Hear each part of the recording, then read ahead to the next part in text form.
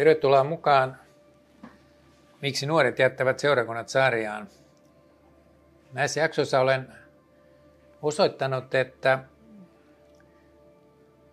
Raamatun mukainen historiallinen maailmankuva sopii siihen, mitä me voimme nähdä luonnossa, ja darwinistisen evoluution mukainen ateistinen jumalaton maailmankuva on ehdottomasti täysin virheellistä näennäistiedettä.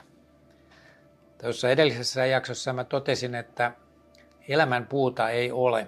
Sitä ei todellakaan ole, koska eläimet muuntelevat tietysti vaikka kuinka paljon sopeutumismuuntelevat, mutta se tapahtuu luodun heimon puitteissa. Jumala on luonut kissaeläimet, koiraeläimet, niihin on esiasennettu epigeneettinen informaatio, joka on tehnyt mahdolliseksi muunnella ja sopeutua erilaisiin luonnonoloihin ja sopeutua vauhdilla, siis nopeasti. No mitä tapahtuu, kun eläimet sopeutumismuuntelevat? Ne totisesti muuntelevat aika rajusti. Ihminenhän ei sopeutumismuuntele, niin kuin aikaisemmin todettiin, ja sen takia ihminen on Jumalan kuva, ihminen on luotu Jumalan kuvaksi, ihmistä ei voi jalostaa niin kuin koirarotu, ja se on lukittu se mahdollisuus DNA:ssa. No kun eläimet sopeutumismuuntelevat, niin silloin menetetään informaatiota, että informaatio DNA:ssahan perustuu 4 kirjaimeen C, G ja AT. Ja kun eläimet sopeutumismuuntelevat, niin siinä yhteydessä nämä CG-kirjainparit muuttuvat AT-kirjainpareiksi, ja kun ne lajiutuu, ja se tapahtuu niin kuin tämä sopeutumismuuntelu ennalta asennettujen epigeneettisten ohjelmien avulla, ja silloin mitä enemmän täällä niin kuin sopeutumismuunnellaan, niin sen varmemmin informaatio katoaa ja sen varmemmin mennään sukupuuttoon. Se selviää myöhemmin, kun puhutaan gepardeista. Että gepardi on sopeutusmuuntelun avulla erikoistunut juoksemaan kovaa, mutta samalla se lähestyy sukupuuttoon, koska kun se sopeutumismuuntelee, niin sieltä tiedostosta häviää kirjaimia, eli CG häviävät ja muuttuvat AT-kirjainpareiksi. Tästä voi lukea lisää Tomi Aallon tuoreesta kirjasta Epigeneettinen informaatio ja kadonnut evoluutio, jonka Luominen ry on julkaissut. Onko kloonattu kissa samanlainen? No nythän on kloonattu eläimiä, ja joku voisi ajatella, että kloonattu eläin on tietysti prikulleen samanlainen, mutta näinhän ei ole. Ja tämäkin osoittaa sitä, että kuinka mielenkiintoista tämä luonnontiede nykyään on, koska se on informaatiotiedettä. Että on ensiajattelemalla voisi ajatella, että se on prikulleen samanlainen, mutta ei se ole. Että tässä kuvassa on tuossa vasemmalla on maailman ensimmäinen kloonattu kissa nimeltä CC, eli copycat, kopiokissa. Syntyi 22.12.2001 sijaissynnyttäjä äidilleen kissalle nimeltä Ali. Ja tuossa oikealla on CC, joka oli identtinen perimän luovuttaneen Rainbow-kissan kanssa. Mutta kun sä huomaat, niin ei ne ole identtisiä, vaan ihan täysin erilaisia. Ja tämä johtuu siitä, että se ero tuli siitä, että toiseen kissaan luettiin sitä, kromosomithan on pareittain, niin luettiin XX-parista sitä toista X ja toisesta oli luettu sitä toista X. Että tämä niin kuin osoitti, että nämä on, vaikka ne on identtisiä, niin ne on kuitenkin täysin erinäköisiä riippuen siitä, että kummasta kromosomista tietoja otettiin. Tämä on hyvin mielenkiintoinen asia, ja siitä voisi pitkäänkin puhua, että mitä se kloonaus oikeastaan tarkoittaa ja mitä sille kissalle tapahtuu, kun se on kloonattu aikuisesta kissasta. Sen elinikä nimittäin lyhenee monistakin seikoista johtuen, mutta sen takia, että jos sä ajattelet ikuista elämää silleen, että sinut kloonattaisiin uudelleen, niin se ei onnistu. Tuottaako evoluutio täysin uusia rakenteita ja toimintoja?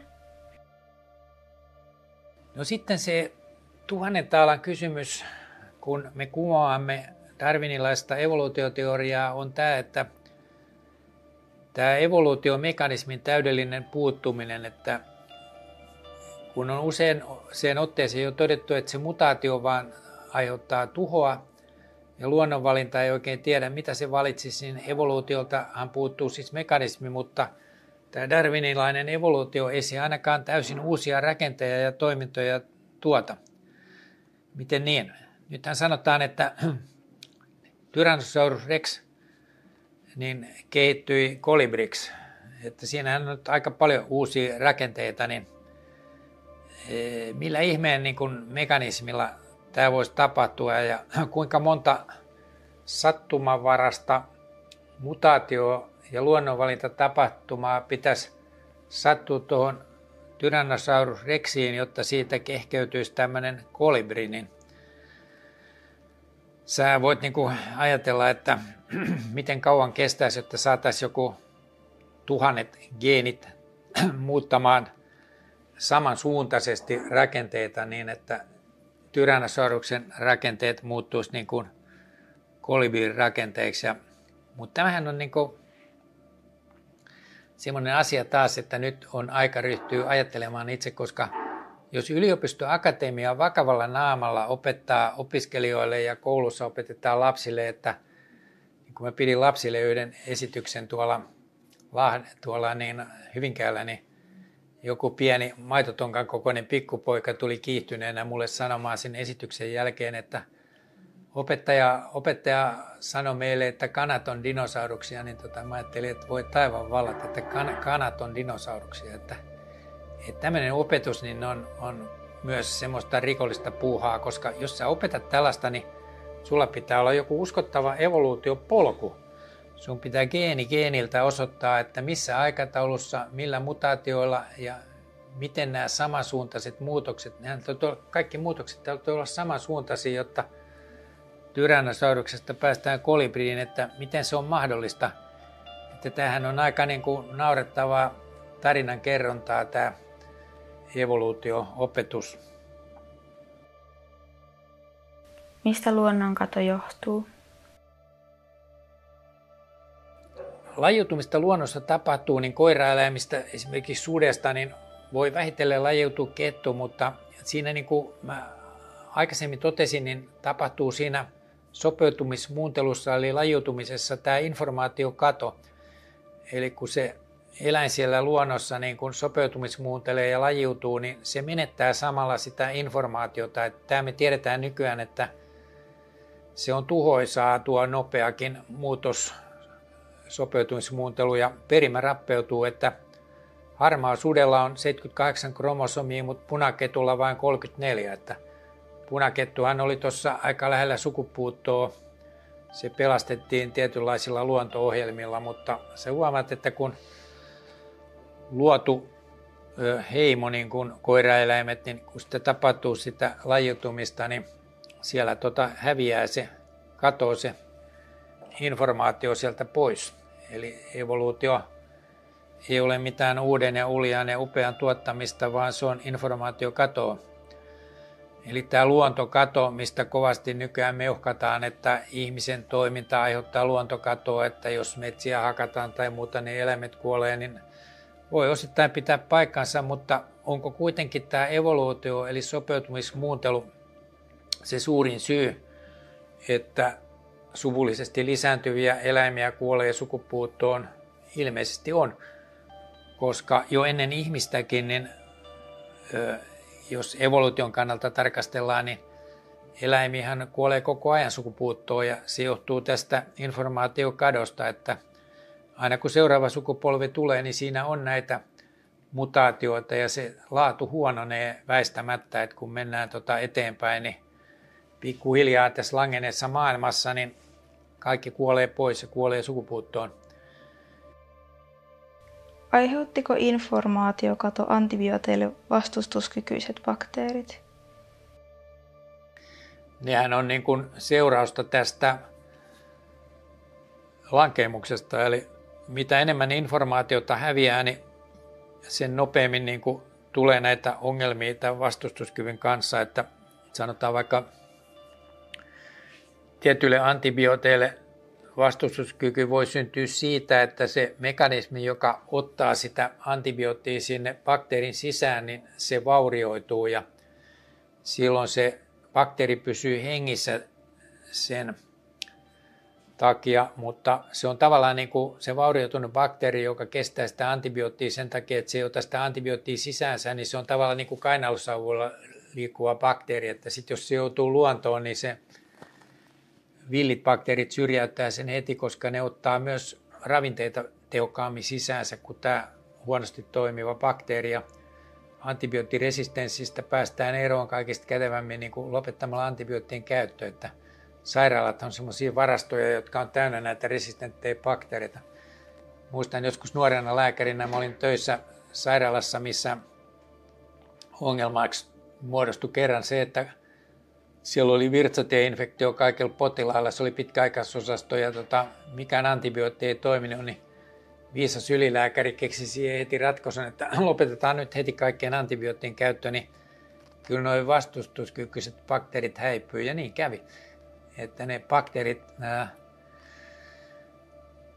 luonnolliset bakteerit syrjäytyi, koska ne oli heikkoja kainalosavujen avulla kulkevia bakteereita ja ne syrjäytyi sieltä heti pois. Että tämmöinen hirveä vouhutus näistä, että vastustuskykyiset bakteerit tuhoaa koko ihmiskunnan, niin ei se mene niin, vaan kyllä luonnossa niin tapahtuu asioita, että nämä luonto hoitaa ne pois sieltä.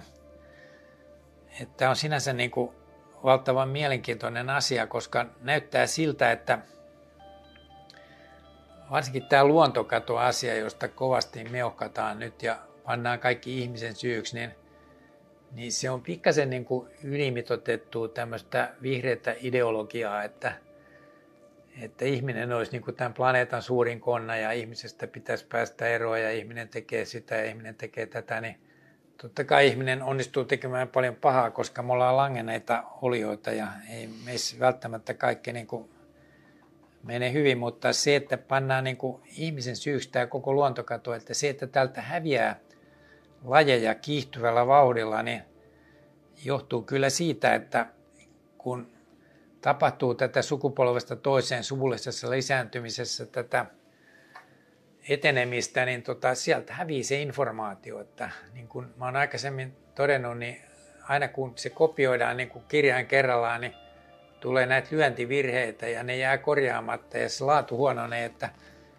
kaikki eliöt, varsinkin lähinnä monisoluiset eliöt, on matkalla kohti pikaista sukupuuttoa kiihtyvällä vauhdilla, että kohta täältä hävii kaikki ja selitys on ihan ilmeinen ja se on osoitettavissa tieteellisellä menetelmällä ja tieteellisellä tutkimuksella, että kyllä se johtuu tästä langenneesta maailmasta.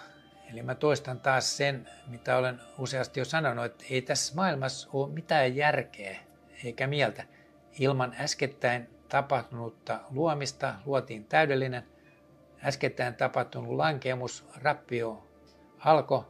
Voidaan laskea se rappion määrä ja me voidaan osoittaa, että milloin luominen oli, milloin rappio alkoi ja milloin kaiken loppu tulee.